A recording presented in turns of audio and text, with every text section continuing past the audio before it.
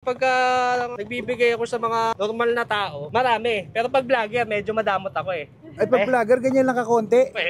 Vlogger ka, di ba boss? Bakit naisipan mong lagyan ng ube yung bibingka? Kami lang meron yan boss. Naisip ko lang yung ube na ilagay ko. Tapos nung sinubukan ko, napakasarap pa. Kaya ginawa ko, binenta ko na. Di nyo na pwede masisigaw at ganito.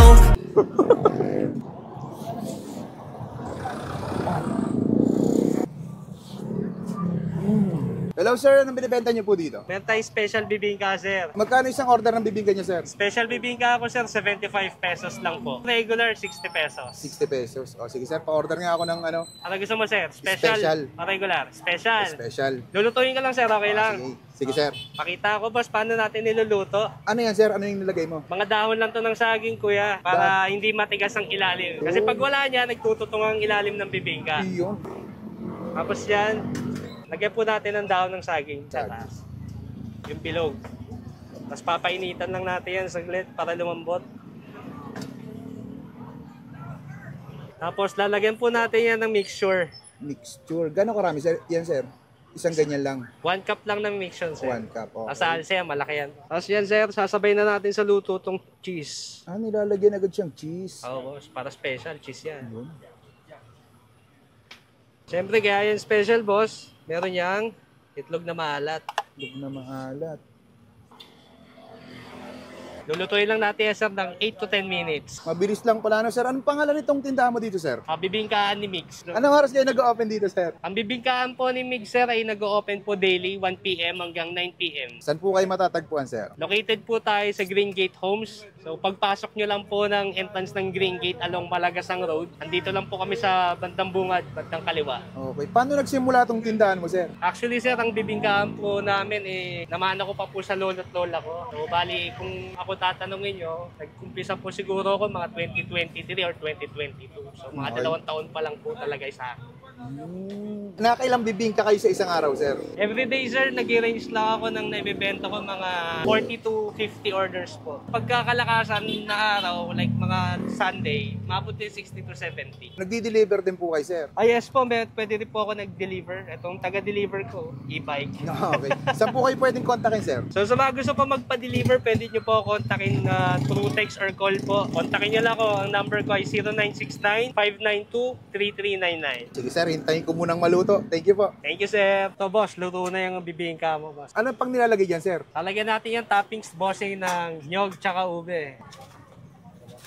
Anong unang ilalagay dyan sir? Lalagyan muna natin yan ng nyog. Pagka nagbibigay ako sa mga normal na tao, marami. Pero pag vlogger, medyo madamot ako eh. Ay, pag vlogger, ganyan lang kakonti. Vlogger ka, di ba boss? Ganun pala pag vlogger dito. Tapos ano pa ilalagay sir? Pero syempre, meron tayong ube on top.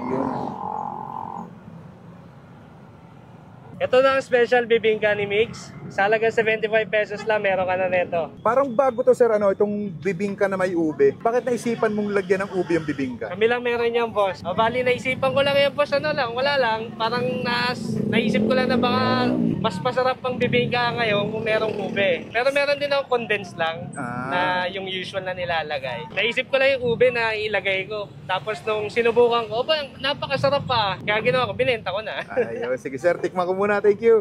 Sige, boss. Tikman mo. At tayo mga kabangers, nandito tayo ngayon sa bibingka ni Migs dito sa Green Gate. Tapat lang siya ng Sabroso, Lugawan. Bago to, bibingka na may ube. Parang ngayon lang ako nakakita ng ganito. Meron silang 65 pesos sa regular, pero itong kinuha natin, yung special nila na 75 pesos. Mainit pa. Okay, tikman natin. Grabe, musok-usok po.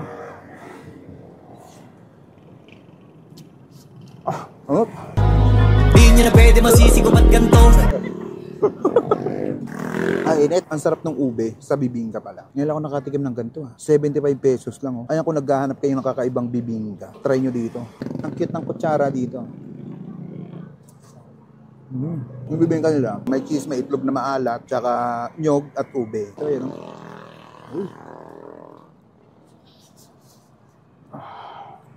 Mas masarap to siguro may kape. Masarap almusal nito, pwedeng pang merienda, pang tanghalian, hapunan, bahala ka na. Para siyang nagiging ube flavor na medyo maalat-alat, na manamis-namis. Kaya ang ganda ng combination niya, masarap. You know.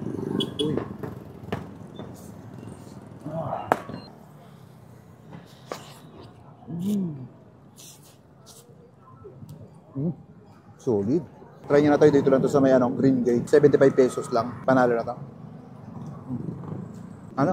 Abusin ko muna to.